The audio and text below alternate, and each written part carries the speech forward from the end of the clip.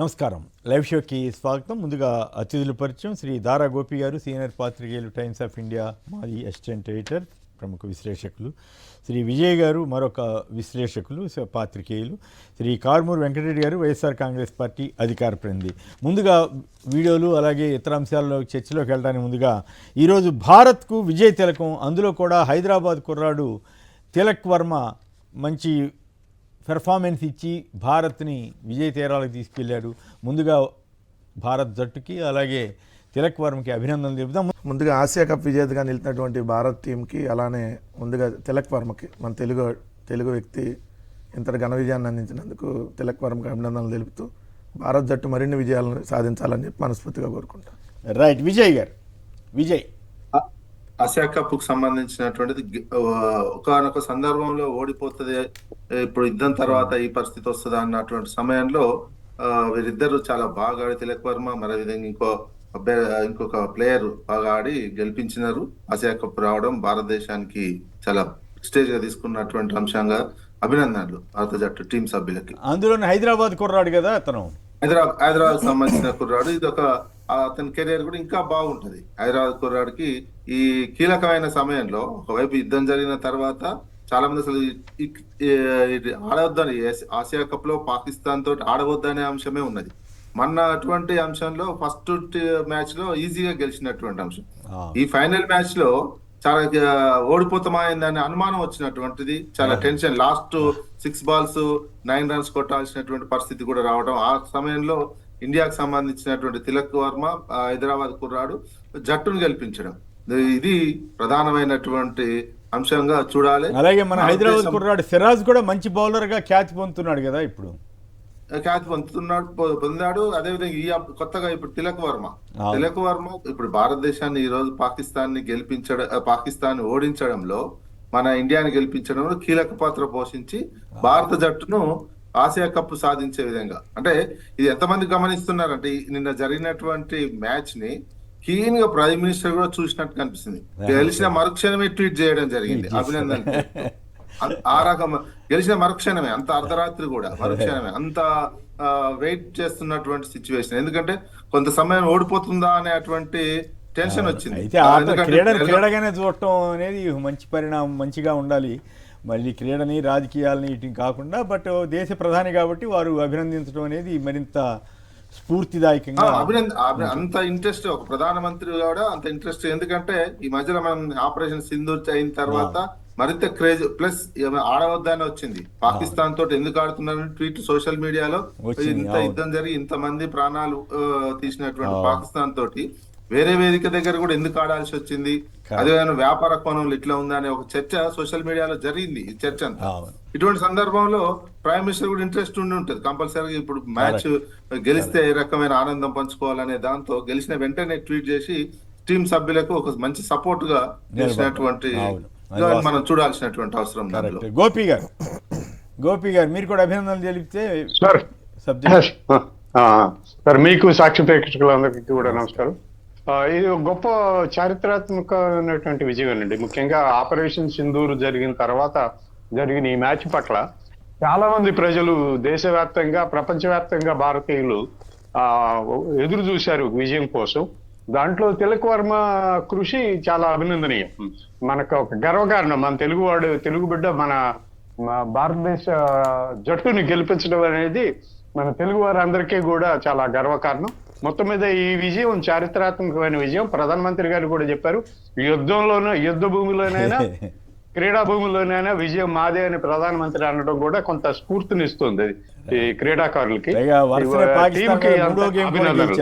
వరుసనే 3 గెలవడంతో మరింత ఎంకరేజ్మెంట్ గా ఉంది. రైట్, ఇక తెలంగాణ అంశంలోకి వెళ్దాం. ఇక పాలన ఫ్యూచర్ సిటీ అంటూ రేవంత్ రెడ్డి గారు చేసిన వ్యాఖ్యలు కాస్త ఆసక్తికరంగానే ఉన్నాయి. నెలలో 3-4 రోజులు నేను బట్టి ఇక్కడే ఉంటాం అంటే పాలన కూడా అక్కడి నుంచే చేస్తామని చెబుతున్నారు. 10 ఏళ్ళు అవకాశం ఇస్తే ఫార్చ్యూన్ 500 కంపెనీలను ఇక్కడికి రప్పిస్తా, ఫార్చ్యూన్ 500గా పేరు పొందిన కంపెనీలు. ఇక నుంచి బందర్ పోర్ట్ రోడ్డుకు, చెన్నై బెంగళూరుకు బుల్లెట్ రైళ్లు, మీ భూములు గుంజుకోం, ఒప్పించి మెప్పించే తీసుకుంటాం, డిసెంబర్లో యంగ్ ఇండియా స్కిల్ డెవలప్మెంట్ భవనం ప్రారంభం అంటూ రేవంత్ రెడ్డి గారు చాలా ఆశాజనకమైన రీతిలో మాట్లాడారు. విజయ్ గారు చెప్పండి, ఏమిటి రేవంత్ రెడ్డి గారిది ఆశ మంచిదే, ఆశ ఉండటం తప్పు కాదు, అది ఆశగానే చూడాలా లేక హైప్గా చూడాలా, ఎట్లా మీరు ఎట్లా విశ్లేషిస్తారు ఈ పాయింట్ని? అయితే బుల్లెట్ ట్రైన్ దాకా వెళ్ళిపోయారంటే అచ్చంగా చంద్రబాబు గారు మాట్లాడినట్లేనేమో అనిపిస్తుంది కానీ, బట్ హైదరాబాద్కి ఎక్కువ అవకాశం ఉందనుకోండి బుల్లెట్ ట్రైన్ రావడానికి. బట్ ఓవరాల్గా ఫ్యూచర్ సిటీ, అట్లాగే నేను నాగార్జున గారికి సంబంధించి చేసిన కామెంట్లు, వీటన్నిటి మీద మీ విశ్లేషణ ఏమిటి? హైప్ అంటే ముందు ఇక్కడ హైదరాబాద్ లో రియల్ ఎస్టేట్ మొత్తం పడిపోయిందండి. పడిపోయిన దాన్ని హైప్, ఈ ఫ్యూచర్ సిటీ పేరుతో హైప్ చేసేటువంటి ప్రయత్నం చేస్తున్నారు, కానీ అది వర్కౌట్ జరగట్లేదు. హైదరాబాద్ అనేది న్యాచురల్ డెవలప్మెంట్ సిటీ. దీనికి కొత్తగా ఒక ఫ్యూచర్ సిటీ అని పేరు పెట్టి అక్కడనే అన్ని కట్టేస్తామంటే కుదరదు. ఎందుకంటే ఇది మహానగరంగా ఉంది, దీనికి ఆల్రెడీ అవుటర్ రింగ్ రోడ్ ఉంది, నెక్స్ట్ ఇంకొక రీజనల్ రింగ్ రోడ్ కూడా వేసుకుంటే outer ring road, regional ring road మధ్యలో సహజ సిద్ధమైనటువంటి సిటీ డెవలప్ అవుతుంది. దీన్ని వేరే తీరుగా తీసుకుపోయి ఒకే దగ్గర సిటీ అన్ని ఆఫీసులు కడతాము, అన్ని చేస్తాము అనేది అదొక సాహసోపేతమైన నిర్ణయం అన్నారు. అది ఉద్దేశపూర్వకంగా ఏదో ఇంటెన్షనల్ స్వార్థంతో చేస్తున్నటువంటి పనిగానే భావించాల్సి వస్తుంది. ప్లస్ అక్కడనే కూర్చొని కడతా అంటే 2 సంవత్సరాల నుంచి ఢిల్లీకి 55 సార్లు తిరిగిరండి. ఇంతవరకు ఒకటి కూడా కనీసం యూరియా కూడా తీసుకురాలేకపోయారు, యూరియా కూడా అందించలేకపోయారు ముఖ్యమంత్రి గారు. ఇప్పుడు 2 ఏళ్ల నుంచి అక్కడనే కూర్చొని నేనే ఫ్యూచర్ సిటీ దగ్గర కట్టించి 500 ఫ్యూచర్ ఫార్చ్యూన్ కంపెనీలు మొత్తం తీసుకొస్తా అంటే నమ్మశక్యం లేదు. 2 ఏళ్లనే ఏం చేయలేనటువంటి వ్యక్తులు 2 ఏళ్లలో హైదరాబాద్ తీసుకొచ్చి రియల్ ఎస్టేట్ పడిపోయింది, రియల్ ఎస్టేట్ వాస్తవానికి. అందుకు ఆ ప్రధానమైనటువంటి నిన్న అంత న్యూయార్క్ కు సంబంధించిన చెప్పినా, నేను ఇంకేదో సిటీ చేస్తా అని చెప్పినా, రియల్ ఎస్టేట్ అంటే అంతకుముందు కేసీఆర్ గారు కూడా అట్లా చెప్పారు కదా, డల్లాస్ అని అవని ఇవని. అప్పుడు మరి మీలాంటి వాళ్ళు విమర్శించారా? కేసీఆర్ గారు చెప్పినదేమో ఉన్న సిటీని, అందులో రోడ్లు గాని ఇతర మౌలిక వసతులు గాని ఉన్నటువంటి దాన్ని అభివృద్ధి చేస్తామని చెప్పారు. ఆ రకంగా మనకు కొత్త సిటీ కనిపించింది. ఇక్కడ ట్రాఫిక్ జామ్ సంబంధించి, అదే విధంగా ఫ్లైఓవర్లకు సంబంధించి కంపెనీలకు రావాల్సిన కేటీఆర్ గారు కానీ వాళ్ళు వంతెనలు వేసిన మాట నిజమే, కానీ డల్లాస్ అయిపోయిందా? హుస్సేన్ సాగర్ ని కొబ్బరి నీళ్ళు లాగా మారుస్తా ఉన్నారు, మార్చారా?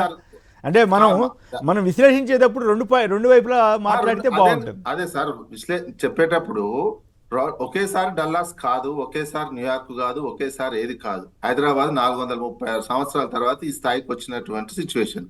ఒకేసారి ఫ్యూచర్ సిటీ కడతా అంటే అమరావతి నీళ్ళల్లో ఉంది, ఇక్కడ సేమ్ ఒకే వైపు నుంచి అమరావతి మొత్తం నీళ్ళల్లో ఉంది.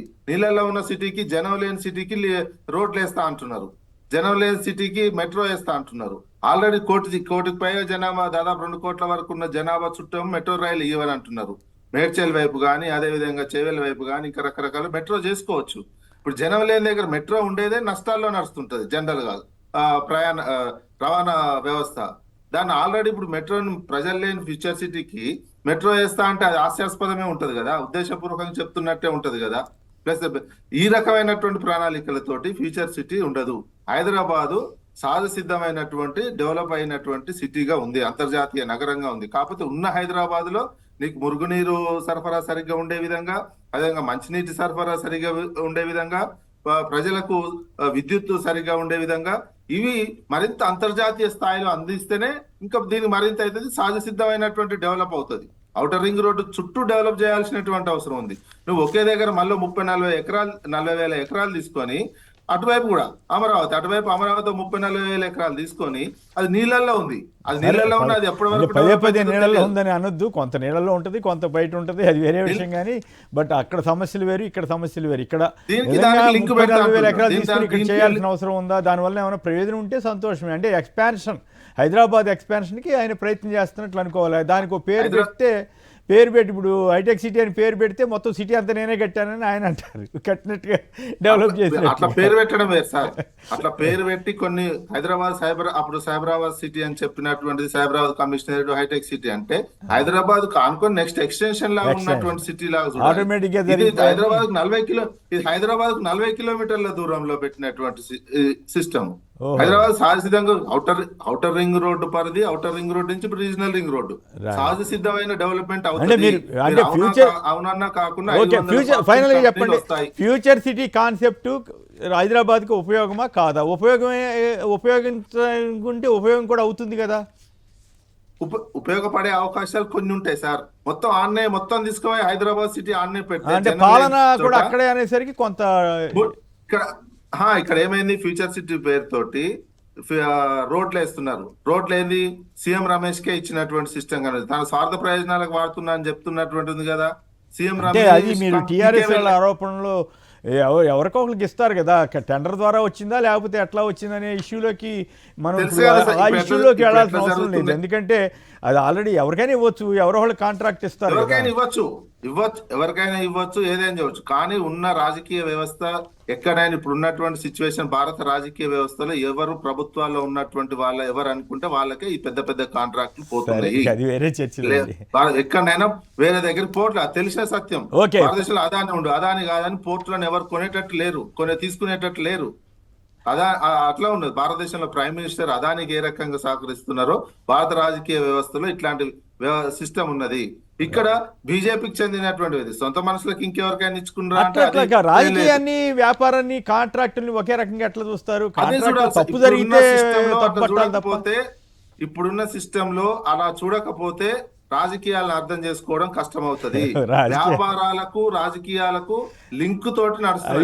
కాంట్రాక్టులకు రాజకీయాలకు లింక్ తోటే రాజకీయ వ్యవస్థ నడుస్తుంది. అంటే మరి గత ప్రభుత్వానికి కూడా వర్తిస్తుందిగా, గత ప్రభుత్వానికి కూడా వర్తిస్తుంది అదే రూల్, అదే సూత్రం.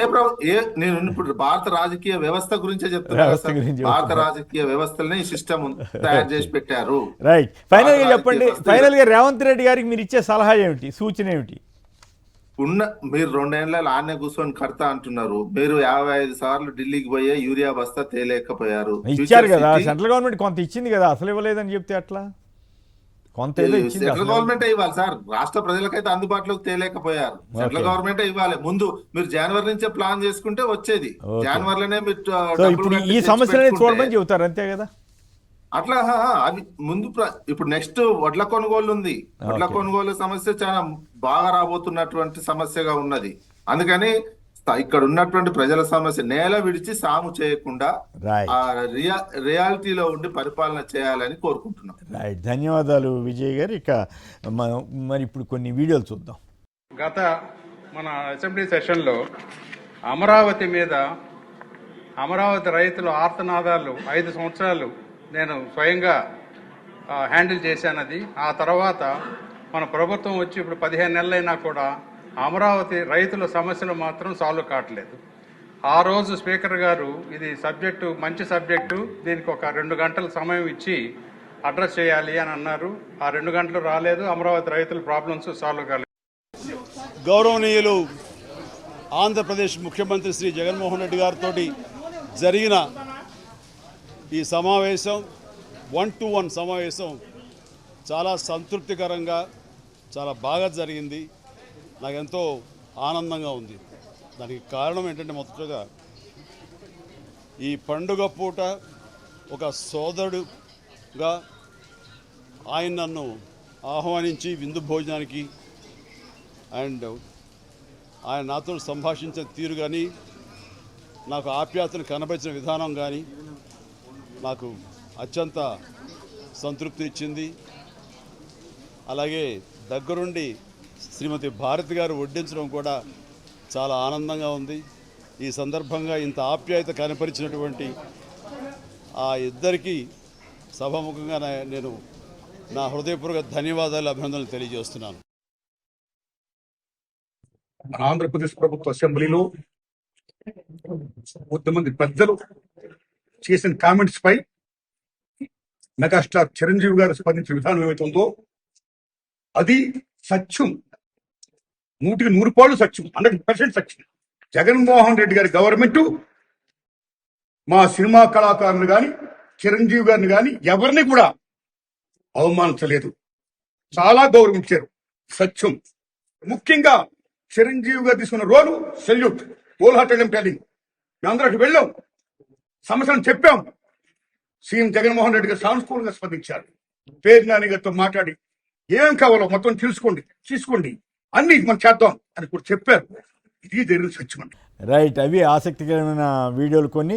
ప్రత్యేకించి అసెంబ్లీలో కులాల గురించి మాట్లాడటం, సోషల్ మీడియాలో రెడ్ అని పెట్టుకోలేదనో ఇంకోటని పెట్టుకోలేదనో ఇట్లా మాట్లాడటం మీద చాలా సోషల్ మీడియాలో చాలా తీవ్రమైనటువంటి విమర్శలు వ్యాఖ్యలు వస్తున్నాయి. పైగా అనిత గారు గతంలో విజయమ్మ గారిని ఉద్దేశించి, భారతమ్మ గారిని ఉద్దేశించి ఎలాంటి అనుచిత వ్యాఖ్యలు చేశారన్న దాని మీద కూడా ఇప్పుడు అందరూ గుర్తు చేసుకునే పరిస్థితి.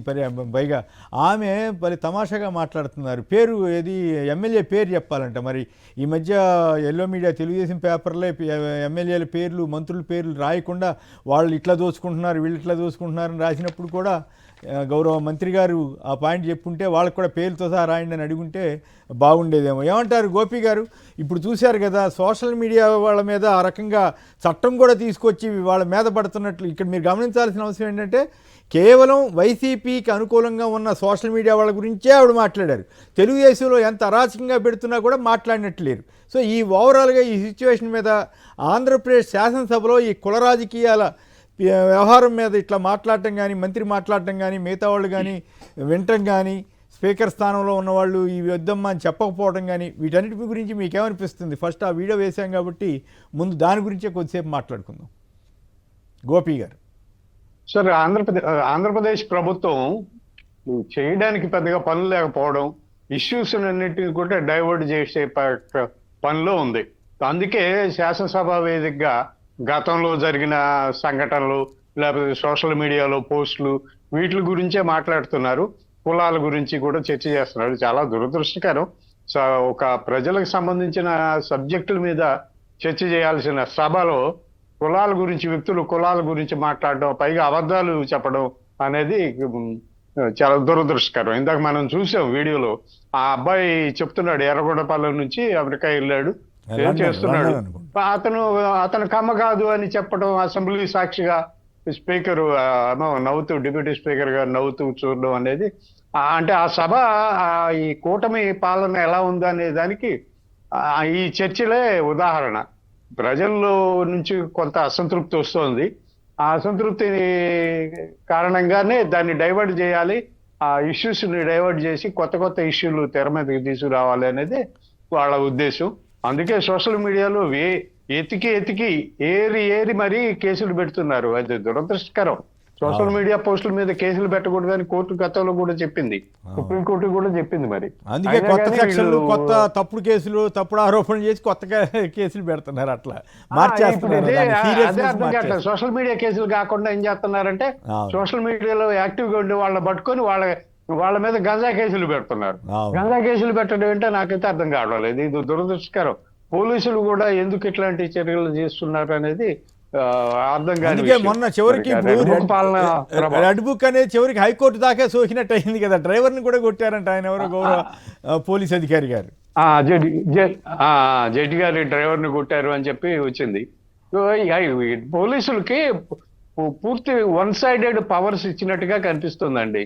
వైసీపీ వాళ్ళ లేకపోతే ఎవరైనా సరే, ఎవరు కనిపించినా కూడా, ప్రభుత్వాన్ని ప్రశ్నించే వాళ్ళు ఎవరు కనిపించినా వాళ్ళ మీద కేసులు పెట్టండి, లేకపోతే కొట్టండి, అరెస్టులు చేయండి, జైల్లో పెట్టండి అని ఒక డైరెక్షన్ ఏదో ఇచ్చినట్టుగా కనిపిస్తోంది. ఆ మేరకు పోలీసులు ప్రవర్తిస్తున్నారు. హైకోర్టు సిబిఐకి అప్పచెప్పింది. అలాగే నిన్న హైకోర్టు జడ్జి గారి విషయంలో కూడా, జడ్జి గారి కారు విషయంలో కూడా ఫైళ్లు తీసుకెళ్ళకుండా పోలీస్ స్టేషన్ తీసుకెళ్ళటం కూడా హైకోర్టు వారు సీరియస్గా తీసుకున్నట్టున్నారు కదా. సో ఇప్పుడు దీనికైనా భయపడతారా? అయినా కూడా అట్లాగే రెచ్చిపోయే అవకాశం ఉందా? కొంతమంది పోలీసులు, మరి అందరినీ అంటానికి లేదు కానీ కొంతమంది పోలీసులు మరీ దారుణంగా వ్యవహరిస్తున్నారనే విమర్శలు వస్తున్నాయి. కొంతమంది పోలీసులు పచ్చ చొక్కా వేసుకునే కనిపిస్తున్నట్టుగా ఉంది. అదైతే చాలా స్పష్టంగా ఉంది. పోలీసులు సవాళ్లు విసరడం, లేకపోతే వైఎస్ఆర్ కాంగ్రెస్ పార్టీ మాజీ మంత్రుల్ని ఏకవచనంతో మాట్లాడడం, ఇవన్నీ చూస్తే కూడా పోలీసులు కొంతమంది పోలీసులు మాత్రం పచ్చ చొక్కాలు వేసుకునే కనిపిస్తున్నారు. మరి ఇప్పుడు సవేందర్ రెడ్డి కేసులో హైకోర్టు సిబిఐకి ఇస్తానంటుంది కదా, ఏమవుతుంది అనుకుంటున్నారు? సిబిఐకి డైరెక్షన్ ఇస్తుంది. సిబిఐ వాళ్ళు వస్తారు, ఏం చేస్తారో చూద్దాం. ఇంతకుముందు చంద్రబాబు నాయుడు గారు సిబిఐని రాష్ట్రానికి రానివ్వకుండా అసెంబ్లీలో తీర్మానం చేసి చట్టం తీసుకొచ్చాడు, ఏదో చేశారు. సో ఇప్పుడు కూడా ఏం చేస్తారు అనేది మనం చూడాలి.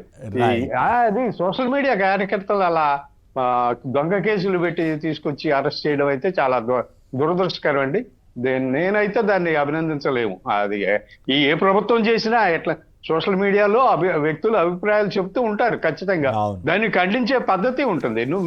ఇప్పుడు టీడీపీ పోస్టులు కూడా చూస్తుంటాం కొన్ని, కాదుగా, అవి కూడా చాలా దారుణంగా ఉన్నాయి.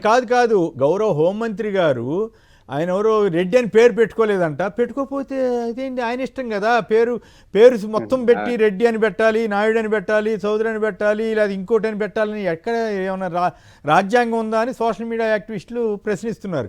మరి ఆవిడ అట్లా అడుగుతున్నారు. ఎవరు విజయ్ కేసరి రెడ్డి అన్న సంగతి ఇప్పుడు ఈవిడ ద్వారా ప్రపంచానికి తెలిసింది. అదే ఎవరికి అసలు తెలియాల్సిన అవసరం ఉంది కులాల గురించి ఆ రకంగా మాట్లాడటం కానీ.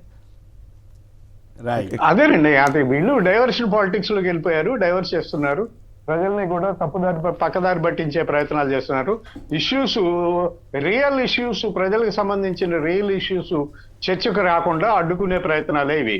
అందుకే ఇట్లాంటి సబ్జెక్టులన్నీ మాట్లాడుతున్నారు అసెంబ్లీ సాక్షిగా. నేను ఇందాక విజయ్ కుమార్ గారి వీడియో చూశాను, ఒకటి రిటైర్డ్ ఐఏఎస్ అధికారి. ఆయన చెప్తున్నారు లా అండ్ ఆర్డర్ మీద చర్చ జరిపిన వాళ్ళలో ఎవరు ఏది జరిగిన అన్ని కేసులు ఉన్నాళ్లే, అది ఒక యాంగిల్. కేసులు శాంతి భద్రతల మీద చర్చించిన వాళ్ళు ఎవరైతే ఎమ్మెల్యేలు ఉన్నారో, బొమ్మ అఖిలప్రియ, ఎరపతినేని శ్రీనివాసరావు, శ్రీకాళహస్తి ఎమ్మెల్యే బొజ్జల సుధీర్ రెడ్డి, వీళ్ళందరి మీద ఆల్రెడీ అనేక కేసులు ఉన్నాయి. రెండోది, అసలు ఏడీఆర్ రిపోర్ట్ ప్రకారం 22 మంది మంత్రుల మీద క్రిమినల్ కేసులు ఉన్నాయి. అత్యధిక ఇండియాలో ఏ రాష్ట్రంలో కూడా ఇంతమంది మంత్రుల మీద క్రిమినల్ కేసులు లేవు. ఈవెన్ ఇప్పుడు హోంమంత్రి గారి మీద కూడా క్రిమినల్ కేసు ఉన్నాయి. ఉందా? అవన్నీ తప్పుడు కేసులు అంటున్నారు కదా ఆవిడ. అంటే వాళ్ళు పెట్టే తప్పుడు కేసులు కాదు, వాళ్ళ మీద పెట్టిన తప్పుడు కేసులు అంటే ఎట్లా? సో ఇప్పుడు ఒకటి స్పష్టం సార్, ఈ 2 పాయింట్ల మీద చెప్పండి. సోషల్ మీడియా యాక్టివిస్టులు అంతా తీవ్రంగా విమర్శిస్తున్నారు ఆవిడ స్టైల్ని కానీ, అక్కడ అసెంబ్లీలో జరిగినప్పుడు వాళ్ళందరూ చూస్తున్న వైనం కానీ, వీటన్నిటి మీద. 2 హైకోర్టు సిబిఐ దర్యాప్తు సవీందర్ రెడ్డి కేసులో కానీ, లా అండ్ ఆర్డర్ మీద జరిగిన చర్చ, వీటన్నిటిని కలిపి మీ సరే. ఇక్కడ మనం అనేక సందర్భాల్లో ఏదైతే అనిత గారు దొరికిపోతా ఉన్నారు, మీరు అబ్జర్వ్ చేస్తే మెడికల్ కాలేజీల అంశంలో కూడా ఆమె స్టార్టింగ్లో పునాదుల్లో ఉన్నటువంటి వేసినటువంటి వీడియోలు చూపించేసి అడ్డంగా దొరికిపోయారు. ఎందుకంటే 6 కాలేజీలో ఆల్రెడీ పిల్లలు 2 సంవత్సరాలు, కొంతమంది 3వ సంవత్సరం ఇప్పుడు ఎడ్యుకేషన్ నడుస్తున్నా అక్కడ జరగలేదు, ఒక కాలేజీ కూడా కట్టలేదని చెప్పి తప్పుడు ప్రచారం చేసి సోషల్ మీడియా సాక్షిగా దొరికిపోయారు. అందుకని సోషల్ మీడియా మీద కక్ష కట్టినట్టున్నారు. ఎందుకంటే ఆమె చెప్పినవన్నీ వాళ్ళ మెయిన్ స్ట్రీమ్ మీడియాలోనేమో అబద్ధాలన్నీ ప్రచారం చేస్తున్నారు, వాస్తవాలను సోషల్ మీడియాలో ప్రచారం జరుగుతుంది. కాబట్టి అందుకని సోషల్ మీడియాని కట్టడి చేస్తానికి చట్టం తీసుకొని వస్తానడానికి ప్రయత్నిస్తున్నారేమో అనిపిస్తుంది. రెండోది, నిన్న కూడా అసెంబ్లీలో అనేక అంశాలను సార్ చర్చ, అసలు కులాలు మతాల గురించి చర్చించాల్సిన అంశం కాదు కదా అసెంబ్లీలో. కుల మతాలకు అతీతంగా కదా అసెంబ్లీని నడపాల్సింది. ఎవరి పేరైనా ఎవరైనా ఎలా అయినా పెట్టుకోవచ్చు. ఇప్పుడు మనం మతం అంటే తర్వాత అయినా మార్చుకోవచ్చు సార్. మనం ఈ పలానా కులంలో పుట్టాలని మనం అనుకుంటాం, మన తండ్రి నుంచి వారసత్వంగా మనకు కులం అనేది వస్తుంది. మనం ఈ కులంలో పుట్టాలనుకుంటే పుట్టలేం కదా. సో కానీ తప్పుడు పేరుతో పెట్టారని చెప్పి మళ్ళీ దొరికిపోయారు. ఒకటి విజయ్ కేసరి, ఆయన అందరికీ పరిచయమే, అనేక వీడియోలు చేస్తూ ఉంటారు. ఆయన వీడియోలు కూడా చాలా పద్ధతిగా ఉంటాయి, ఎక్కడ కూడా అభ్యంతరకరం ఉండదు, విత్ డేటాతో మాట్లాడతాడు. సో ఆయన విజయ్ కేసరి, అది అన్నమాట అసలు కోపం. వాస్తవాలు చెబితే కోపం. ఇప్పుడు చలపతి అబ్బాయి డైరెక్ట్ గా చౌదరి, సో ఆయన క్యాస్ట్ సర్టిఫికేట్ కూడా చూపిస్తున్నాడు. మరి ఇప్పుడు ఏం చెప్తారు? ఇప్పుడు అబద్ధం ఆడింది ఎవరు? మరి ఫేక్ ప్రచారాలు చేసే వాళ్ళ మీద కేసులు పెట్టాలన్నారు కదా. సాక్షాత్తు అసెంబ్లీ సాక్షిగా హోంమంత్రి గారే ఫేక్ ప్రచారం చేసినప్పుడు మరి ఇప్పుడు చలపతి గారు కంప్లైంట్ ఇస్తారు, హోంమంత్రి గారి మీద కేసు పెడతారా? విజయ్ కేసరి గారు కంప్లైంట్ ఇస్తే కేసు తీసుకుంటారా? రెండో, సోషల్ మీడియాలో 1122 కేసులు ఇప్పటి వరకు నమోదు చేశారు సార్, 1122 మంది మీద. అంటే మీరు అక్కడ అబ్జర్వ్ చేయండి, 460 రోజులు 470 రోజులు అవుతుంది ప్రభుత్వం వచ్చి. అంటే ప్రతిరోజు 2 నుంచి 3 కేసులు పెడుతున్నారు సోషల్ మీడియా మీద అనేది క్లియర్గా ఒప్పుకున్నట్టు. 2, సరే మీరు అందరికి ఒకటే రూల్ అన్నప్పుడు ఇప్పుడు ఈయన పేరు సార్ సీమరాజా. పేరు కాదు, అసలు పేరు కాదు. చంద్రబాబు నాయుడు గారితో ఫోటో ఉంది, చంద్రబాబుతో సీమరాజా అని చెప్పి ఒక్కసారి చూపించండి. ఇతను వైఎస్ఆర్ కాంగ్రెస్ పార్టీ కండవా వేసుకొని రోజు దుష్ప్రచారం చేస్తాడు, మహిళలను తిడతా ఉంటాడు. అసలు లక్ష్మీపార్వతి గారిని కానీ, రోజా గారిని కానీ భాష సార్ అసలు మనం మాట్లాడలేదు. అలాంటి భాషలో మాట్లాడినటువంటి ఈ వ్యక్తి మీద ఆల్రెడీ కేసు, రాంబాబు గారు కూడా కేసు ఇచ్చారు. ఇప్పటి వరకు ఎందుకు మీరు యాక్షన్ తీసుకోలేదు? పోలీస్ స్టేషన్లో వెళ్ళి డైరెక్ట్ గా దాడి చేసి వచ్చాడు. అంటే వాళ్ళకి లైసెన్స్ ఉందేమో తెలియదు. ఇతని పేరు చంద్రకాంత్ చౌదరి. ఓహో, ఇతని పేరు చంద్రకాంత్ చౌదరి. మీరు పట్టుకున్నారు ఈ చంద్రకాంత్ చౌదరి ఇతను సీమరాజా అని చెప్పి పేరుతో అకౌంట్ నడుపుతా అందరినీ బూతులు తిడతా నాకైతే ఉంటాడు. హేమరాజన్ పెట్టుకో, కానీ అభ్యంతరకరంగా ఎందుకు చేయాలి? అభ్యంతరకరం ఏం చేస్తుంది? ఎక్కడ మీరు యాక్షన్ అదే తీసుకోరు. హోంమంత్రి గారు చెప్పిన దాని ప్రకారం ఇతను ఆ పేరు పెట్టుకోకూడదు, పెట్టుకోకూడదు. చౌదరి అనే పెట్టుకోవాలి. అంతే చంద్రకాంత్ చౌదరిని పెట్టుకోవాలి. సీమరాజన్ ఎందుకు పెట్టుకున్నాడు? మరి అడగాలి, ఆవిడ ఆ పేరు ఎందుకు రిఫర్ చేయలేదు మరి అసలు? అడగారు సార్ వాళ్ళు. ఇప్పుడు అసెంబ్లీలో మీరు చర్చించాల్సింది ఏంటి? తెలుగుదేశం అవును, ఆవిడెవరో ఎమ్మెల్యే లండన్ అమెరికాలో ఒక ఆవిడ ఉంటుందంట, స్వాతి రెడ్డి. ఆమె పేరు చంద్రబాబు శ్వేతా గారు చౌదరి. సన్మానం కూడా చేశారు, లేకపోతే అభినందనలు చంద్రబాబు నాయుడు గారు చెప్పారు? సన్మానం చేస్తారు, తెలుగుదేశం వాళ్ళందరూ సన్మానం ఎవరికో, చేస్తారు. ఆవిడకో మరి ఎవరికో. ఆమె ఇష్టం వచ్చినట్టు మహిళల మీద మాట్లాడితే సపోర్ట్ చేశాడు చంద్రబాబు నాయుడు ఎక్కడి నుంచి ఫోన్ చేసి అచ్చా, అది మీ- కావాలి. మేము నేను ప్రభుత్వంలో పోరాడతా. ఉన్నప్పుడు. అవును. సో బాగా చేశారమ్మా అన్నారా? శబాష్ ఇంకా బాగా చేయండి అని నేను ఎంకరేజ్మెంట్ అనమాట. మరి శ్వేతా ఆవిడ చౌదరి పేరు మరి మార్చుకుందా?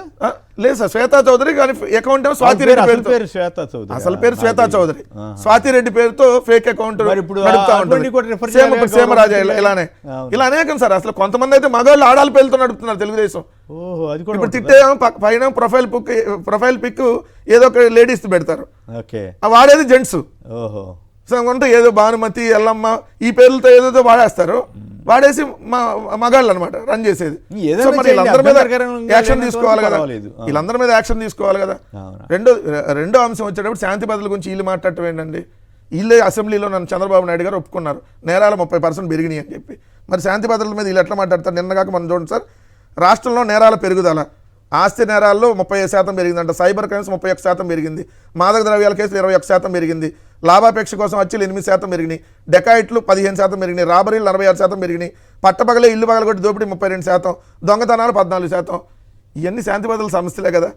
మరి ఇన్ని సంవత్సర కాలంలో ఇంత మీ దాంట్లో పెరుగుదల ఉంటే, ఏది నేరాల పెరుగుదల ఉంటే, మళ్ళీ మీరు నేరాలు ఎక్కడ కట్టడి చేస్తున్నట్టు? మీ తెలుగుదేశం ఎమ్మెల్యేలే లైంగికంగా వేధిస్తున్నారని చెప్పి ఆత్మహత్యాయత్నం చేసుకున్నటువంటి మహిళలు ఎంతమంది లేరు? మరి దీని మీద ఎక్కడ యాక్షన్ తీసుకున్నారు? మీ తెలుగుదేశం పార్టీ ఎమ్మెల్యే స్వయంగా జూనియర్ ఎన్టీఆర్ గారి తల్లి గారిని ఆయన్ని ఇష్టమైనట్టు మాట్లాడలేదా? మరి ఎక్కడ యాక్షన్ తీసుకున్నారు? మరి ఇవన్నీ వదిలేసి అసెంబ్లీలో జగన్ గారిని తిట్టాలి సార్ ఒకటి. రెండోది ఏంటంటే వైఎస్ఆర్సీపీ సోషల్ మీడియాని కట్టడి చేయాలి. ఈ రెండు చేయాలంటే ఏం చేయాలి? కేసులు పెట్టాలి, అక్రమంగా వేధించాలి, అదే టార్గెట్గా పెట్టుకున్నారు.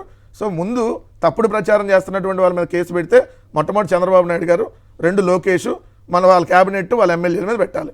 సో దానికి వాళ్ళు పవన్ సమాధానం కళ్యాణ్ గారి మీద పెట్టక్కర్లేదా? పవన్ కళ్యాణ్ గారికి వీళ్ళందరికంటే ఎక్కువ తప్పుడు ప్రచారం కదా, ఎక్కువ తప్పుడు ప్రచారం కదా. ఆయన చేసినటువంటి తప్పుడు ప్రచారం ఏంటి సార్? 1,00,000 లడ్డుల్ని అయోధ్యకు పంపించారు, జంతువులు కొవ్వు కలిపిందని చెప్పి. మరి అయోధ్యలు పంపించిన లడ్లన్నీ ప్రధానమంత్రి గారు అందరు తిన్నట్టే కదా.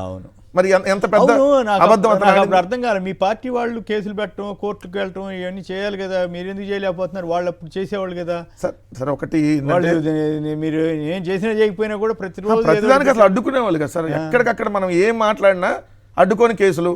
అసలు ఇళ్ల పట్టాలు ఇస్తుంటే కోర్టులకు వెళ్ళినారు వాళ్ళు, ఇళ్ల పట్టాలు ఇవ్వద్దని. అమరావతిలో అయితే ఇప్పుడు క్యాన్సిల్ కూడా చేశారు కదా. ఏదో విధంగా జగన్మోహన్ రెడ్డి గారు ఇళ్ల పట్టాలు కోర్టు ద్వారా ఒప్పిస్తే ఇల్లు కట్టిస్తుందని మళ్ళీ వెళ్ళారు. హైకోర్టు ఇష్యూ కూడా మాట్లాడారు సార్. హైకోర్టు నిజంగా అప్రిషియేట్ చేయాలి సార్. ఎందుకంటే నిజంగా మనం చట్టం న్యాయం ఇంకా బతికుంది అని అనడానికి ఈ మధ్యకాలంలో హైకోర్టు వ్యాఖ్యానించినటువంటి వ్యాఖ్యలు సవేంద్ర కేసు సిబిఐకి ఇవ్వటం. ఎందుకంటే అసలు నిజంగా సార్ ఇప్పుడు మనం కూడా బయటకు వెళ్తున్నాం, మనిషిని తోడు తీసుకెళ్లాలనే పరిస్థితులు. ఎందుకంటే ఎప్పుడు ఎలా తీసుకెళ్తారో తెలియదు. ఇప్పుడు వాళ్ళ భార్య ఉంది కాబట్టి ఆ పక్కన తీసుకెళ్లారన్న విషయం తెలిసింది, లేకపోతే ఎలా తెలిసేది?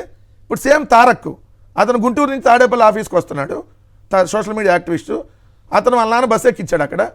సో తర్వాత ఎటు వెళ్ళిపోయాడో తెలీదు. పోలీసులు తీసుకెళ్లిపోయారు, తెల్లారిదాకా తెలియనటువంటి పరిస్థితి. సిఐడి వాళ్ళు డైరెక్ట్గా తీసుకెళ్లారు. చెప్పి తీసుకెళ్ళొచ్చు కదా, వాళ్ళకి కిడ్నాపర్స్ మాదిరిగా. సార్ మీరు ఇంటికి రండి, ఇంటికి వచ్చి ఇదిగోండి పలానా కేసులు అరెస్ట్ చేస్తున్నామని చెప్పండి, నోటీసులు ఇవ్వండి, ఇదిగో వెళ్ళండి. మీ కేసులో కూడా సార్, మీ కేసులో కూడా పోలీసులు యూనిఫామ్ లో రాలా. కానీ ఇప్పుడు సార్ అన్ని కేసులు అలా జరుగుతుంది. ఏదో దొంగలాగా మనం వాడుతున్నామంటే పోలీసులకు మీకు ఇచ్చిన డ్రెస్ అంటే, లేకపోతే యూనిఫామ్ ఏమైనా ప్రభుత్వం ఇవ్వట్లేదా మీకు? దానికి కూడా డబ్బులు లేవు దగ్గర. యూనిఫామ్ ప్రభుత్వం ఇస్తుంటే మీరు యూనిఫామ్ ఎందుకు వేసుకోవట్లేదు? మఫ్తీలు ఎందుకు వచ్చి అరెస్ట్ చేస్తున్నారు? తీసుకొని వెళ్ళి ఎక్కడికక్కడ ఆల్రెడీ మ్యాన్ హ్యాండ్లింగ్ చేశాడని చెప్పి మొన్న రాప్తాడుకు సంబంధించినటువంటి సాయి భార్గవ్ చెప్తే ఎమ్మంటే ఇమీడియట్ కోర్టు ఆదేశించింది, అతను గాయాలు ఉన్నాయో లేదో చెక్ చేయండి అని. ఎమ్మంటే అతను బెయిల్ ఇచ్చారు, బెయిల్ ఇచ్చి పూచికత్తు మీద బెయిల్ ఇచ్చారు. అంటే ఇక్కడ వీళ్ళందరూ తప్పులు చేస్తున్నారని చెప్పి సాక్షాత్ హైకోర్టు క్లియర్గా వీళ్ళని అనేక సార్లు మందలించింది. అనేక సార్లు మందలించిన ఎక్కడ వాళ్ళలో కొంత కూడా మార్పు రావట్లేదు సార్. చాలా బాధాకరం. ఇప్పుడు సిబిఐ కూడా దీన్ని పటిష్టంగా చేసి చాలా గట్టిగా మళ్ళీ హైకోర్టు కూడా దీని మీద స్పందిస్తే తప్ప ఈ కేసులకు హైకోర్టు సంబంధించినటువంటి డ్రైవర్ మీద కూడా ఆయన ఎవరు సిఐ గారు దాడి చేశారు. సిఐ సిఐ కొట్టారు, హైకోర్టు డ్రైవర్ అని చెప్పిన కానిస్టేబుల్ కొట్టారు. హైకోర్టుకి సంబంధించినటువంటి దాంట్లో వాళ్ళు నేను డ్రైవర్ సార్ అక్కడ అన్నా కూడా వింటలేదండి. అంటే పోలీసులు చూడండి, హైకోర్టు వాళ్ళన్నా మేము లెక్క చేయం అనేటటువంటి విధంగా ఒక ఎస్ఐ సిఐ స్థాయి అధికారులు బిహేవ్ చేస్తున్నారంటే హైకోర్టు న్యాయమూర్తులన్నా మాకు లెక్కలేదని అంటే ఇక్కడ హైకోర్టు పనికిరాదు, సుప్రీంకోర్టు పనికిరాదు, రెడ్ బుక్కే పనికి వస్తుంది అనేది వాళ్ళు చెప్పదలుచుకున్నారా? ఏం మరి అదే దాని మీద ఎందుకంటే సార్ హైకోర్టు సీరియస్గా ఇప్పుడు మీరు సవేంద్ర విషయంలో ఇమీడియట్ గా బెయిల్ ఇచ్చింది సార్. అదే రోజు అరెస్ట్ చేశారు తారక్, మళ్ళీ వేరే వాళ్ళని అదే విధంగా తీసుకుని వెళ్ళారు. సాయి భార్గవ్ ఇంటి దగ్గర తీసుకుని వెళ్ళారు. సో తారక్ అయితే బయట అసలు ఎవరు తీసుకెళ్లారు తెలియదు. ప్రకాశం జిల్లాలో ఎక్కడో సోషల్ మీడియాలో పోస్ట్ విమర్శలు చేశారని, బాలకృష్ణ కేసులో కూడా విమర్శ చేశారని చెప్పి కేసులు పెట్టారు. మరి బాలకృష్ణ మీద ఏం కేసులు పెట్టాలి, ఎవరు పెట్టాలి, ఎప్పుడు పెట్టాలి? సార్ ఇప్పుడు ఆయనకు మెంటల్ సర్టిఫికేట్ ఉందనేది మాట్లాడింది మహిళా నాయకురాలు నాగమణి, హిందూపురానికి సంబంధించి. హిందూపురంలో మహిళా నాయకురాలు, వైఎస్ఆర్సీపీ మహిళా నాయకురాలు జిల్లా అధ్యక్షురాలు కూడా ఉంది. సో ఆమె ఈయన మెంటల్ ఎమ్మెల్యే అని మాట్లాడింది. తప్పే ఉంది దాంట్లో. ఆయన సైకో అనొచ్చు, ముఖ్యమంత్రి గారిని పట్టుకొని సైకో గాడు ఇట్లా మాట్లాడొచ్చు. ఈయనేమో నువ్వు మెంటల్ ఎమ్మెల్యే అంటే కేసు పెట్టారు ఆ మీద, మహిళా నాయకురాల మీద. ఏం చెప్పాలి సార్? అలానే బాపట్ల దగ్గర ఇంకో కేసు, మాటూరు దగ్గర కూడా బాలకృష్ణ మీద మాట్లాడారని చెప్పి. బాలకృష్ణ మీద కూడా వెళ్ళడానికి వీల్లేదు, ఎవరు ఆయన చేసిన పాయింట్ల మీద విమర్శ. ఆయన కొట్టిన ఎవరు బూతులు ఇక్కడ ఏంటంటే ఆయన కొట్టొచ్చు ఎవరినైనా, ఆయన మీద కేసు లేదు. మేమే నువ్వు మెంటల్ నీకు వచ్చి నీకు కొట్టామంటే మా మీద కేసు. అంటే ఒక గొప్ప విషయాన్ని ఒప్పుకోవాలి, ప్రధానమంత్రి మోడీ గారిని అభ్యంతరకరంగా మాట్లాడినా కూడా ఆయన ఎవరు ఏం చేయలేదు, పై బిరుదు కూడా ఇచ్చారు కదా. బీజేపీ వాళ్ళే సిగ్గుపడాలి ఆ విషయంలో, ప్రమోషన్ ఇచ్చారు. రైట్, ఇక మరో అంశంలోకి వెళదాం. ఈఆర్సీ సీరియస్, సర్కార్కు షాక్, బాబు మార్క్ షాక్ అంటూ జగన్ ప్రభుత్వంలో జనంపై భారం పడకుండా జాగ్రత్తలు తీసుకుంటే అప్పుడేమో తెగ విమర్శలు చేశారు. ఇప్పుడేమో ఎట్లా చూడండి, దాదాపు 1000 కోట్ల అడ్డగోలు వసూళ్లపై గట్టిగా ముట్టికాయలు వేసింది ఈఆర్సీ. విద్యుత్ వినియోగదారుల నుంచి ఇప్పటికే అదనంగా వసూలు చేసిన 923 కోట్ల రూపాయలు వెనక్కి ఇవ్వాలంటూ ఆదేశం. అదనంగా వసూలు చేస్తే ఈనాడు, ఆంధ్రజ్యోతి వాళ్ళంతా రెచ్చిపోయి, తెలుగుదేశం వాళ్ళే ఇంకంత ఉత్సాహంగా చెప్పట్లేదేమో, రెచ్చిపోయి ట్రూ అప్ ఛార్జీల కింద తగ్గించడం మొదలైంది. అసలు ఇదే ఫస్ట్ టైము. ఎంత అంటే 13 పైసలు, అంటే 100 యూనిట్లు గాడే వాళ్ళకి ఎంత పడుతుందండి? 13 రూపాయలు అన్న పడదా 13 పైసలు ఇది. సో ఈ రకంగా దీన్ని బిల్డప్ ఇచ్చే ప్రయత్నం చేస్తున్నారా, లేక నిజంగానే దాంట్లో ఏమన్నా చిత్తశుద్ధి ఉందా అనే దాని మీద మీరేమంటారు గోపి గారు? నిజంగానే ఇది బిల్డప్పా, లేక కాకి లెక్కలు ఇచ్చి వాళ్ళు ఈఆర్సీ ఆదేశం ప్రకారం చేయకుండా ఎక్కువ వసూలు చేసిన దాన్ని వెనక్కి ఇవ్వటమా? ఎట్లా చూస్తారు మీరు? ఇవన్నీ ఉత్సవాలు కూడా జరుపుతారట. సరే, నిన్న చంద్రబాబు నాయుడు గారు ఎమ్మెల్యేలు, ఎంపీలు, ఎమ్మెల్సీల తోటి, పార్టీ నాయకులు తోటి వీడియో కాన్ఫరెన్స్ లో మాట్లాడుతూ చెప్పారు, రాష్ట్ర ప్రభుత్వం 1000 కోట్లు ఆదాయం ఆదా చేసింది విద్యుత్ ఛార్జీల రిఫార్మ్స్ తో అని చెప్పారు. కానీ దానికి సంబంధించి లెక్కలు ఏమి చెప్పలేదు. అంటే ఆ 1000 కోట్లు ఎలా వచ్చాయి, ఎలా ఆదా అయింది, ఏ పద్ధతిలో అయింది అనేది మాత్రం ఆయన వివరణ ఇవ్వలేదు. పైగా ఆయన అడిగింది ఏంటంటే, మీరు గ్రామాల్లోకి వెళ్ళి, ప్రజల్లోకి వెళ్ళి చెప్పండి 1000 కోట్లు ఆదా చేసుకొచ్చాం, గత ప్రభుత్వం దుబారా చేసింది, ప్రజల మీద ఖర్చులు కూడా పెట్టి భారం మోపింది అని చెప్పాలి, ప్రజల్ని ఎడ్యుకేట్ చేయండి అని చెప్పారు. కానీ దాంట్లో ఆయన 1000 కోట్లు అనేదాన్ని ఎట్లా జస్టిఫై చేసుకున్నారు, అది ఎట్లా ఆదా అయింది అనేది మాత్రం ఎక్కడా వివరణ లేదు. నేను అంతా చూశాను, కానీ నాకు ఎక్కడ ఆ వివరణ కనిపిస్తున్న లేదు. కేవలం గత ప్రభుత్వాన్ని విమర్శించడం, తర్వాత ఇప్పుడు ప్రభుత్వం అన్ని చేసింది, చాలా అభివృద్ధి వైపు పరుగులు తీస్తుంది అని చెప్పి ఎమ్మెల్యేలు, ఎంపీలు ప్రజల్లోకి వెళ్ళి చెప్పాలని ఆయన సూచన చేశారు. నేను అయితే ఒకటే చెప్తున్నాను, గత ప్రభుత్వం విద్యుత్ ఛార్జీలు పెంచకుండా 5 ఏళ్ళు గడిపింది, నడిచింది కూడా. కానీ ఈ ప్రభుత్వం రాగానే ట్రూ అప్ ఛార్జీల పేరుతోటి భారం మోపారు, ప్రజలపై భారం మోపారు. ఇప్పుడు కరెంటు బిల్లులు ప్రతి వాళ్ళకి పట్టుకుంటే షాక్ కొడుతుంది. ఆ పద్ధతిలో ఉంది. చాలా అసంబద్ధమైన లెక్కలతో కరెంటు బిల్లులు ఇచ్చేస్తున్నారు. 1000, 100లో వచ్చే బిల్లుని వేలల్లోకి తీసుకెళ్లి చేస్తున్నారు. అది ప్రజలు ఇప్పటికీ గ్రామాల్లో చర్చించుకుంటూనే ఉన్నారు. ఖచ్చితంగా ఈ 15 నెలల్లో కరెంటు రూపంలో వాళ్ళకి ఎంత షాక్ తగిలింది అనేది ప్రజలకి అర్థమవుతుంది. వీళ్ళు చెబితే ప్రజలు నమ్ముతారని నేనైతే అనుకోవడం లేదు. చాలా మంది గత 5 సంవత్సరాల్లో 200, 300 వచ్చిన కరెంటు బిల్లు ఇప్పుడు 1500, 1800 అలా వస్తోంది. సో ఆ తేడా వాళ్ళకి తెలుస్తుంది కాబట్టి గమనిస్తారు. ఖచ్చితంగా వీళ్ళు చెప్పినంత మాత్రమే, లేదా చంద్రబాబు నాయుడు గారు చెప్పినంత మాత్రమే కరెంటు ఆదా పెరిగింది, ప్రజలపై భారం తగ్గింది అని అనుకోవడానికి వాళ్ళు సిద్ధంగా ఉంటారని నేనైతే అనుకోవడం లేదు. రైట్. సోషల్ మీడియాలో దీని మీద ఆసక్తికరమైన విశ్లేషణలు కూడా వచ్చాయి. 5 ఏళ్ల పాటు కరెంట్ ఛార్జీలు పెంచబోమని ఎన్నికల్లో హామీ ఇచ్చి పై తగ్గిస్తామని కూడా చెప్పారు కదా. ఆ మాట తప్పి అధికారంలో రాగానే బాదురంటూ కరెంట్ ఛార్జీల రూపంలో ప్రజలపై 19,000 కోట్ల భారం వేశారన్నది ఒక లెక్క. ఏపీఆర్సీ ఆదేశాల మేరకు కాస్త విధులిస్తే ప్రజలకు ఏ రకంగా బాధారు, ఎన్నికల్లో వారికి ఇచ్చిన మాటను ఎందుకు తప్పారు అనే దాని మీద ప్రశ్నించాల్సింది పోయి ప్రజలను తప్పుదోవ పట్టిస్తూ ఎల్లో మీడియా చంద్రబాబుకు జాకీలు పెట్టి పైకి లేపే పని చేస్తోంది. అనుమతి లేకుండా వసూలు చేసిన డబ్బును వెనక్కి ఇవ్వాలని విద్యుత్ నియంత్రణ మండలి ఆదేశాలు ఇస్తే అది కూడా చంద్రబాబు ఘనతగా ఈ దౌర్భాగ్యపు ఎల్లో మీడియా ప్రచారం చేస్తోంది. దీన్ని ఏమనాలి అంటూ సోషల్ మీడియాలో ఒక ఆయన ఎవరో పెట్టారు. పైగా ఇంకోటి ఏంటంటే సీఎం చంద్రబాబు చెప్పిన చాలా తీసుకొస్తున్నామని చెప్పారంట. 4 పోర్టులు, 10 ఫిషింగ్ హార్బర్లు, ఫిష్ ల్యాండింగ్ సెంటర్లు, ఓ పక్కేం విధ్వంసం ప్రచారం చేస్తూ జగన్ గారు తీసుకొచ్చినవన్నీ కూడా అవన్నీ అభివృద్ధి కింద ఇప్పుడు ఆయన వారి ఖాతాలో వేసుకుంటున్నారనేది ఇంకో కామెంట్. రైట్, మీరు చెప్పండి. ఈఆర్సీ చెప్పింది ఏంటి, ఇప్పుడు వీళ్ళు ప్రచారం చేస్తుంది ఏంటి, యాక్చువల్గా ఏం జరిగింది, ఎన్ని వేల కోట్లు వసూలు చేసుకోవడానికి ఆదేశాలు ఇచ్చారు, ఎన్ని వేల కోట్లు వసూలు చేశారు, ఇప్పుడు ఎందుకు ఈఆర్సీ తిరిగి ఇచ్చేయమని ఆదేశాలు ఇస్తే ఇదంతా మేము వెనక్కి ఇచ్చేస్తున్నాం తగ్గించామని ఎందుకు బిల్డప్ ఇచ్చుకుంటున్నారు? ఫస్ట్ అసలు చంద్రబాబు నాయుడు గారి ప్రభుత్వాన్ని గట్టిగా అక్షంతలు వేశారు, గట్టి వార్నింగ్ ఇచ్చారు ఈఆర్సీ. ఎందుకంటే మీరు విద్యుత్ వినియోగదారుల నుంచి అడ్డగోలుగా అప్పటికే వసూలు చేశారు. ఆ వసూలు చేసిన దాంట్లో ఇంత వెనక్కి ఇవ్వండి అని, అంటే ఎంత దాంట్లో 2,785 కోట్లు వసూలు చేశారు ఇప్పటికి. దాంట్లో 923 కోట్లు 12 వాయిదాలు, అంటే నెల 13% ఇమ్మని చెప్పి వెనక్కి ఇమ్మని చెప్పి ఆదేశించారు.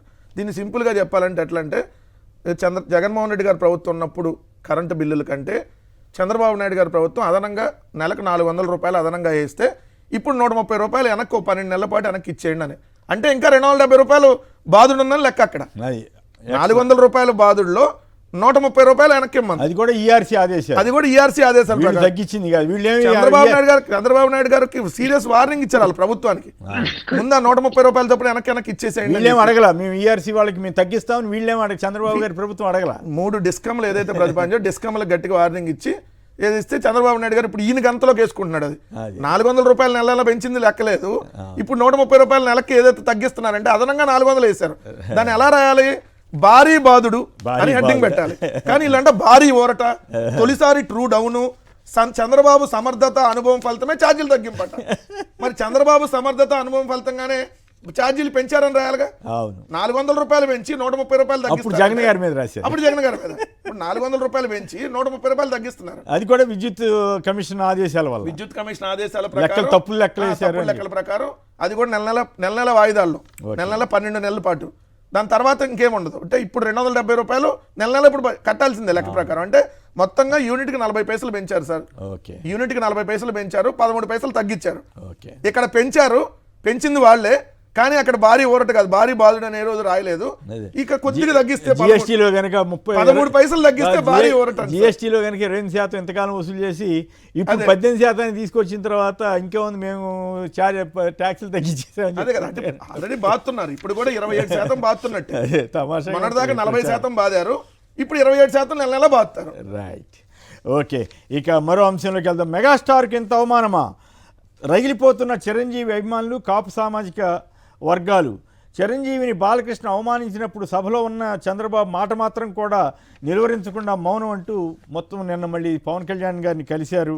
దాని మీద కూడా అనేక రకాలైన వార్తలు, విశ్లేషణలు వస్తున్నాయి. మౌనం వీడలేదు, సైలెన్స్ గంభీర అంటూ పవన్ కళ్యాణ్ ఉద్దేశించి కూడా వార్తలు వచ్చాయి. మరోవైపు జగన్ అందరినీ గౌరవించారని నారాయణమూర్తి గారు చెప్పడం కానీ, జగన్ అట్లాగే అప్పుడు చిరంజీవి గారు అవును జగన్ గారు గౌరవించిన మాట వాస్తవాన్ని స్టేట్మెంట్ ఇవ్వడం కానీ, ఇవన్నీ కూడా అనేక రకాలైన వార్తలు వస్తున్నాయి.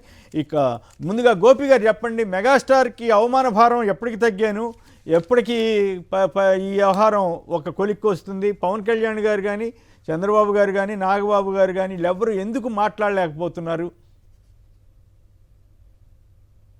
కుమ్మన్ గారు, ఇప్పుడు ఆ, ఆ, బాలకృష్ణ అంత అపహాస్యంగా అవహేళన చేస్తూ నిండు సభలో మాట్లాడినప్పుడు ఒక పక్క ముఖ్యమంత్రి, మాజీ ముఖ్యమంత్రిని, ఇంకో పక్క చిరంజీవిని అవహేళనగా మాట్లాడినప్పుడు ఈ శాసనసభలో పవన్ కళ్యాణ్ ఉన్నాడు, పక్కనే శాసన మండలిలో నాగబాబు ఉన్నాడు. వాళ్ళిద్దరూ కూడా మౌనంగా ఉండిపోయారు. ఆశ్చర్యంగా ఉంది. చిరంజీవి అభిమానులేమో గందరగోళం గోల పెడుతూ ఉంటే సొంత తమ్ముళ్ళు మౌనంగా ఉండిపోయారు. అంటే వీళ్ళు తెలుగుదేశానికి కట్టుబడిపోయారా, బానిసలైపోయారా అని ఆశ్చర్యంగా ఉంటుంది. ఇక రెండో విషయం వస్తే, చిరంజీవి గారు స్వయంగా చెప్పారు. చిరంజీవి గారు 2 సార్లు కలిశారు. ఒకసారి ఆయన ఒక్కడే కలిశాడు, ఆ తర్వాత రెండోసారి ప్రతినిధి బృందంతో కలిశారు జగన్మోహన్ రెడ్డి గారిని. ఒక్కసారి కలిసినప్పుడు భారతి గారు వడ్డించారని, ఇద్దరు భార్యాభర్తలు ఇద్దరు చాలా తనని గౌరవించారని, చాలా ఆప్యాయంగా ఒక సోదరులాగా చూసుకున్నారని చెప్పుకొచ్చారు. ఆ తర్వాత ప్రతినిధి బృందంలో కలిసినప్పుడు మొత్తం కూడా ప్రతినిధి బృందం, మహేష్ బాబు మాట్లాడాడు, ఆ రోజు ప్రభాస్ మాట్లాడారు,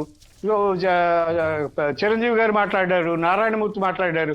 వీళ్ళందరూ మాట్లాడి మాకు ముఖ్యమంత్రి గారు చాలా భరోసా ఇచ్చారు, చాలా గౌరవించారు, మమ్మల్ని అందరినీ చాలా ప్రేమగా ఆప్యాయంగా పలకరించారు అని చెప్తే, ఆ పక్క నుంచి పవన్ కళ్యాణ్ గారేమో చిరంజీవిని అవమానించిన జగన్మోహన్ రెడ్డి నీ దగ్గర చేతులు కట్టుకుని కూర్చోవాలా, నీకు దండాలు పెట్టాలా అంటూ మాట్లాడి తప్పుదారి పట్టించారు. అది చాలా దురదృష్టకరం నిజంగా. అంటే మనం నమస్కారం చేసుకోవడం, ప్రతి నమస్కారం చేసుకోవడం ఇవన్నీ చాలా కామన్. ఇప్పుడు చంద్రబాబు గారు కానీ పవన్ కళ్యాణ్ కానీ ఎదురుపడ్డప్పుడు నమస్కారాలు చేసుకోరా, ఒకరినొకరు పలకరించుకోరా ఆప్యాయంగా? అది దాన్ని చిరంజీవి గారు దండం పెడుతూ ఉంటే అది ఆ ఒక్క క్లిప్పు మాత్రమే చూపించేసి జగన్మోహన్ రెడ్డికి దగ్గర చేతులు కట్టుకుని నుంచోవాలా, జగన్మోహన్ రెడ్డి అవమానించాడు అని చెప్పి తప్పుడు ప్రచారం చేశారు. ఆ తప్పుడు ప్రచారం ఇంకా కొనసాగుతూనే ఉంది. ఇప్పటికైనా చిరంజీవి గారు మొన్న ప్రకటన ద్వారా చాలా స్పష్టం చేశారు, మమ్మల్ని చాలా గౌరవించారు జగన్మోహన్ రెడ్డి. ఫైనల్గా చెప్పండి, చిరంజీవి గారికి అవమాన భారం ఇప్పటికైనా తగ్గుతుందా? పవన్ కళ్యాణ్ గారు ఇట్లాగే ఉండిపోతారా? ఖండన అనేది ఇవ్వరా? అన్నకు మద్దతుగా వెళ్ళాలని తమ్ముళ్ళుగా మిగిలిపోతారా? ఇద్దరు, నేను అదే చెప్పా కదండి, శాసనసభలోనేమో పవన్ కళ్యాణ్ ఉన్నాడు, శాసన మండలిలోనేమో నాగబాబు ఉన్నారు. ఆ తమ్ముళ్ళిద్దరూ సభలో ఉండగా ఆ సభలో చిరంజీవి ప్రస్తావన వచ్చి ఒక ఎమ్మెల్యే అవహేళనగా మాట్లాడినప్పుడు వాళ్ళిద్దరు ఖండించలేదు. సోషల్ మీడియా ఖండించలేదు కాబట్టి అవమాన భారం ఇప్పట్లో తీరుతుందా లేదా అన్నది నా ప్రశ్న. అంతే, తీరే అవకాశం ఉందా? అదే అది దానికి ఏం అవకాశం ఉండట్లేదండి. ఎంతకాలం అయితే జనసేన పవన్ కళ్యాణ్ గారు లేరనుకుంటా సభలో, ఆ సమావేశం జరుగుతున్నప్పుడు. లేకపోయినా తర్వాత అయినా చెప్పొచ్చు. ఆ సభలో సభ్యుడు అండి, సభ్యుడు ఆయన. పక్క సభలోనేమో ఇంకో తమ్ముడు నాగబాబు గారి సభ్యుడు. సో అది తర్వాత అయినా ఖండించాలి కదా, వీళ్ళు అన్నకి సపోర్ట్ గా నిలబడాలి కదా తమ్ముళ్ళిద్దరు. కానీ నిలబడలేదు. ఎందుకంటే రాజకీయం, జనసేనని తెలుగుదేశం పార్టీకి తొక్క పార్టీగా చేసేశారు కాబట్టి తెలుగుదేశం వాళ్ళు మాట్లాడినా కూడా వీళ్ళు మౌనంగా సొంత అన్నని అవహేళన చేసినా కూడా వీళ్ళేమి స్పందించరు అనేది మనకి స్పష్టమైంది. వీళ్ళిద్దరూ స్పందించినంత కాలం చిరంజీవి గారికి అవమానం భారం అలాగే కొనసాగుతూనే ఉంటుంది. రైట్. వెంకటరెడ్డి, పవన్ కళ్యాణ్ అన్న స్పందించారు సార్, చిరంజీవి దాగలేరు.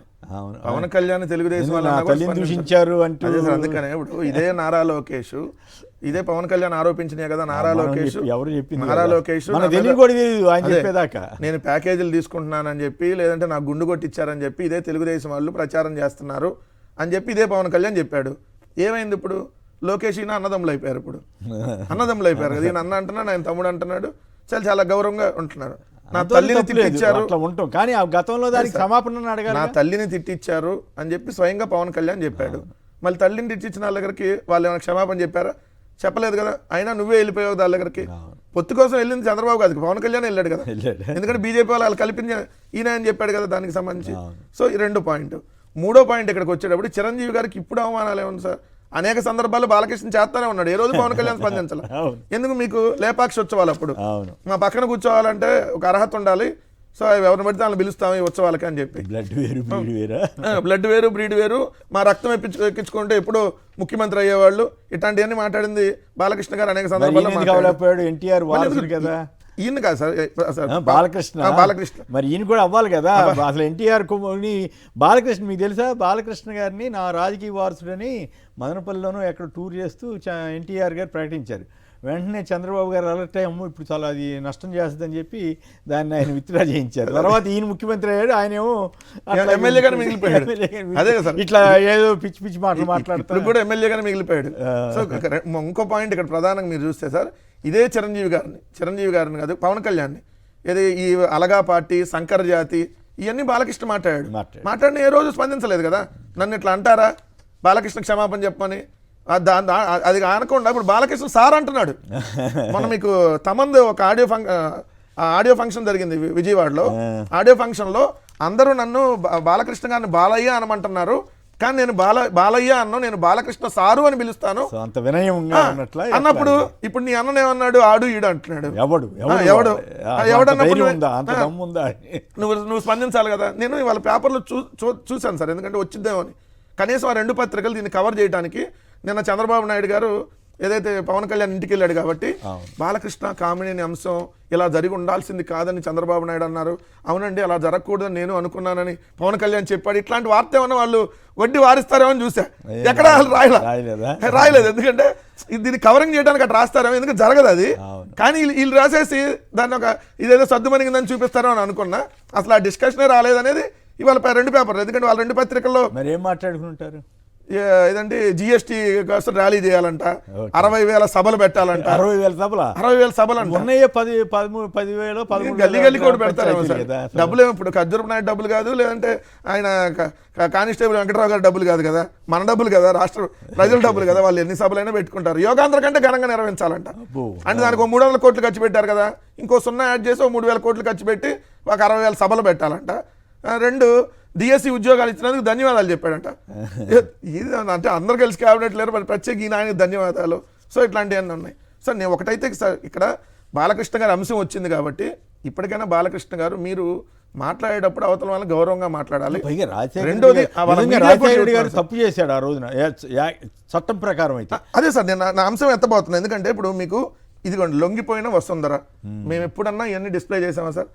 మీరు ఇష్టం వచ్చినట్టుగా భారతమ్మ గారి మీద, వైఎస్ఆర్ కాంగ్రెస్ పార్టీ మహిళా ఎమ్మెల్యేల మీద ఇట్లా ఇష్టం వచ్చినట్టుగా రాస్తున్నా. ఇదిగోండి లొంగిపోయిన వసుంధర, బెయిల్ మంజూరు, పరారీలో ఉన్నట్టు. ఆవిడ మీద అప్పుడు కేసు ఏంటది, ఏమికి ఇంట్లో కాదు సాక్ష్యాలు జరిపేశారనే దాని మీద కేసుకు సంబంధించిన దాంట్లో. కానీ మేము ఏ రోజన్నా మాట్లాడామా? వివేకాచికేతులు లేని ఆరోపణ జగన్ గారి మీద చేస్తారు, గొడవలు పెట్టని లేని ఆరోపణ. ఇప్పుడేమో ఒరిజినల్ గా జరిగిందాన్నేమో సార్ జరిగినా కప్పు చేస్తారు. జరిగినా ఎక్కడ చెప్పాలా. వీళ్ళు రోజు పాప లక్ష్మీపార్వతి గారి అంశం కూడా ఎత్తాలి కాబట్టి లక్ష్మీపార్వతి గారిని రోజు తిడతారు సార్ వీళ్ళు.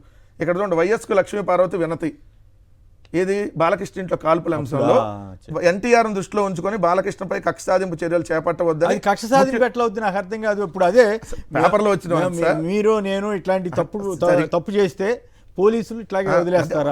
రాజశేఖర రెడ్డి గారు ఆయన ఏదో ఉదాత్తం అనుకున్నాడు, కానీ చట్టం ప్రకారం ఆయన తప్పు చేసినట్టే. అదే చంద్రబాబు గారు ఉంటే అట్లా వదిలేవాడు. బాలకృష్ణ అయితే ఏమి జరగకపోయినా కుటుంబ సభ్యులు లాక్కొచ్చి ఇల్లు ఇష్టం వచ్చినట్టుగా ప్రధాని జగన్మోహన్ రెడ్డి గారికి అంటగట్టి ఈ రోజు వాళ్ళు చేస్తుంది నేను చూశారు కదా. కానీ ఇక్కడ చూడండి, ఆ రోజు లక్ష్మీపార్వతి గారు వినతాన్ని వచ్చినాక రాజశేఖర రెడ్డి గారిని తాను కోరానని ఆయన అలాగే అని హామీ ఇచ్చినట్టు లక్ష్మీపార్వతి విలేకరులకి చెప్పారు. సో లక్ష్మీపార్వతి గారిని ఈ రోజు కూడా తిడతారు వాళ్ళు. ఏది బాలకృష్ణ ఇంట్లో కాల్పుల అంశంలో లక్ష్మీపార్వతి గారు కూడా వెళ్ళి బాలకృష్ణ గారి మీద ఎటువంటి ఎల్వి ప్రసాద్ గారు 2 సార్ ఆయన పుస్తకంలో రాశాడండి. దగ్గుబాటి వెంకటేశ్వరరావు గారు పుస్తకంలో రాసి రాజశేఖర రెడ్డి గారు ఎక్కడ రాజకీయ కోణం కూడా తీసుకోలేదు. సంజయ్ దత్ ఇంట్లో తుపాకులు దొరికితేనే సంవత్సరాలు జైలుకి వెళ్ళి వచ్చాడు. ఇక్కడ కాల్పులు జరిగినా కూడా ఒక్కరోజు కూడా జైలుకి వెళ్ళలేదండి. రామారావు గారి ఫ్యామిలీ అంటే ఇప్పటికీ మేము గౌరవం, దాంట్లో నో డౌట్. బాలకృష్ణ గారు అంటే ఎవరి మీద పెట్టాను సార్? చిరంజీవి గారు ప్రభుత్వంలో ఉన్నవాళ్ళు. ఇప్పుడు చిరంజీవి గారిని అంటే అనకూడదు అలాంటి మేము మాట్లాడుతున్నాం ఈ రోజు కూడా.